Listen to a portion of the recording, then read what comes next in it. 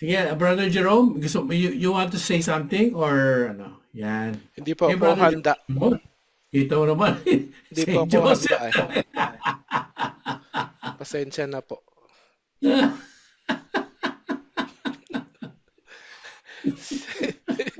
Napatawa. Ready yung background natin. Yes, actually po si ano, kung ano pala, I mean, 'di ba nga ngayon nga birthday ko eh. Pero Ngayon ba? Hindi ba kahapon? January 6. Ah, But yung so, January 6 today. kasi ano yan eh, 'di ba? Three Kings. Eh alam natin andyan si Saint Joseph.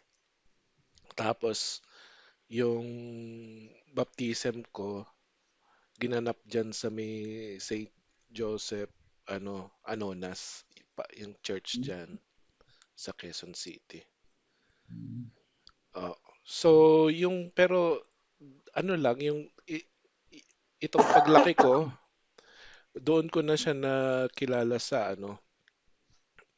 November 2020, bago pa yung Year of Saint Joseph. 2021 yun nangyari. December 8, 2020, dineclare ni Pope Francis. So wala pa yun, nagkaroon ng consecration of uh, 33 days consecrations na ginawa to si Father Donald Calloway. So PDF lang yun. Ewan ko kay Adrian Milag yun eh. Pero bago yung consecration to Saint Joseph, nangyari muna yung kasi that is the time of pandemic talaga.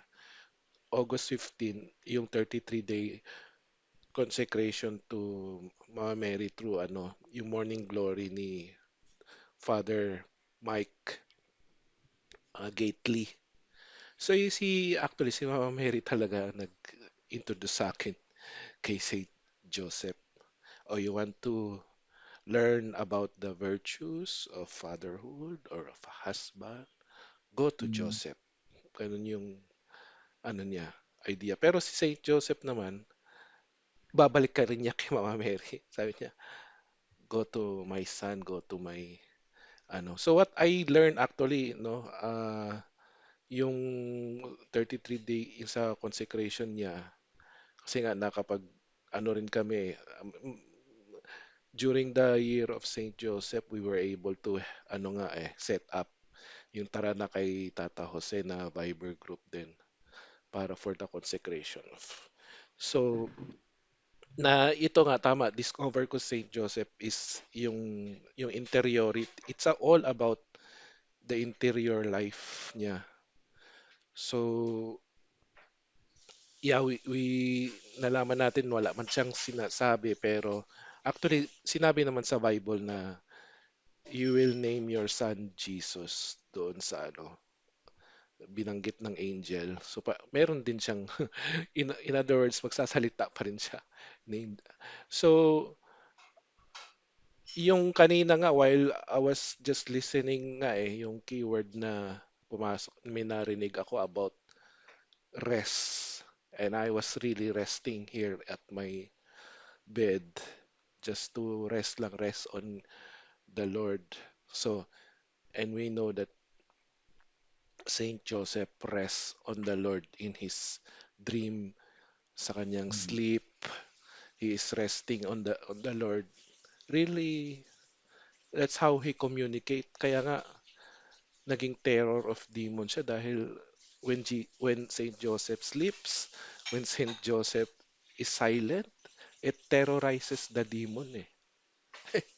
Yun yung sabi ni Blessed Bartololongo na who is also a devotee of Saint Joseph. Kasi dati Satan priest yun siya na naging deboto kay Saint Joseph. So yung tinuro sa akin ni San Jose, ito nga yung pagiging tahimik and then be able really to listen and do God's will. So ito nga na it also led me to learning yung living the divine will naman ni Luisa Picareta.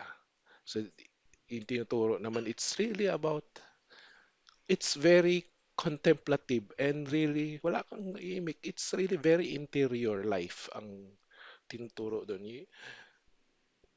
You but yun nga tinuturo doon sa na you do your acts, you offer every of your acts, your paghinga mo, the beating of your heart, itong pagsasalita ko, Lord, speak in my speaking. Lord, look with my eyes, Lord. Come, Lord Jesus, to beat in my heart, to breathe in my breath. Kanina habang nagre-rest ako, come, Lord Jesus, to breathe in my breathing. Yan, to beat in my heart, to circulate in my blood. Ayun, yung mga reflection ko. And then also, of course, it also taught me how to do yung rounds, no, yung be able really to recognize God's love in everything. So that's why you do your rounds. I love you, ito, in my computer, in my bed. Kung ano yung makita mo lahat to. Even inanimate objects, you give your I love yous. Kasi andun yung will ni God sa bawat mga inanimate objects. Ah, so you baga everything nga it's all about uh, it's all about the Lord.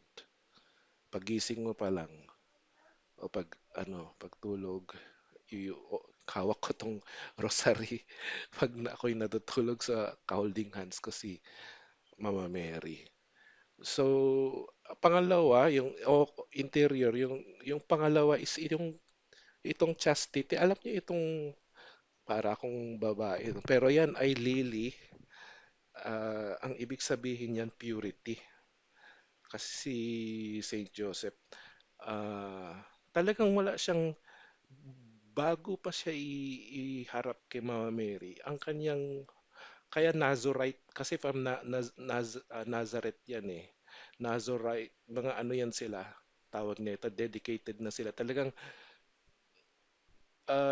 married to God. Ibig sabihin, virgin na sila. Kaya napakadali sa kanya na nung tinawag siya doon ng isang lahat sila mga line of David, may mga daladalang mga tungkod. Ayan, kita niyo yung mga tungkod, di ba? Ayan. So ilalagay diyan, malalaman nila kung sino yung ipa-partner kay Mama Mary. Eh sa kanya lang yung may tumubo na na lily, no? Which is ang ibig sabihin niyang purity. So siya ang pinartner kay Mama Mary. So ang connection ko diyan, ito pong cord na cincture since Year of Saint Joseph na suot-suot ko. It really helps you in the fight against lust and it's a chastity. So malaking tulong si San Jose pagdating sa against yung mga sakit nating mga kalalakian laban sa kalaswaan. Andyan siya, no? Talagang tutulungan ka niya. So ito para ko yun, may mga seven nakabuhol kasi may seven joys and sorrows si Saint Joseph kaya may seven knots to. So ayun po yung chastity, and yung pangatlo yung talagang Saint Joseph na talagang masabi kong nagmanifest siya kasi mga 2022 October kasi nga lilipat na kami ng lugar within Mandaluyong. Tapos yung actually yung wife ko yung naghahanap eh. Ako kasi may work. So may mga pinuntahan kami malapit dun sa San Roque. Tapos itong lugar na ito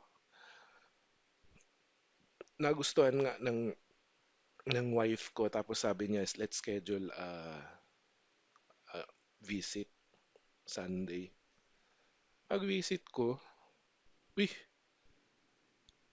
andyan yung chapel ni Saint Joseph. Nakita mo, Brother Mario? nung bumisita ka, 'di ba? So, sa paghahanap talaga naman sa paghahanap ng bahay or ano, pag-related sa ganyan, alam mo naman, 'di ba, si Saint Joseph naghanap nga ng pagbubuntis sa mapakapanganak ng anak niya sa Bethlehem eh. Yun yung forte niya eh. Kaya sa mga, I think yung mga real estate, ganun din yung ginagawa ng mga iba, no? Talagang pag naghahanap ng mga bahay or sa kahit nasa Egypt, siya rin ang naghanap ng lugar dun sa Egypt. So, mm, andyan siya na I can feel him na ano,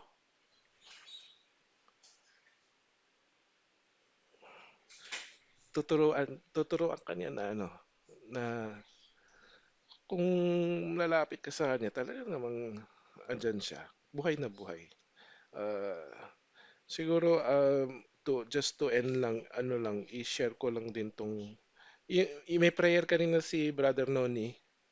Ako din, yung prayer na ano ko dito, i-share ko naman is, siguro alam niyo na ito, yung kay,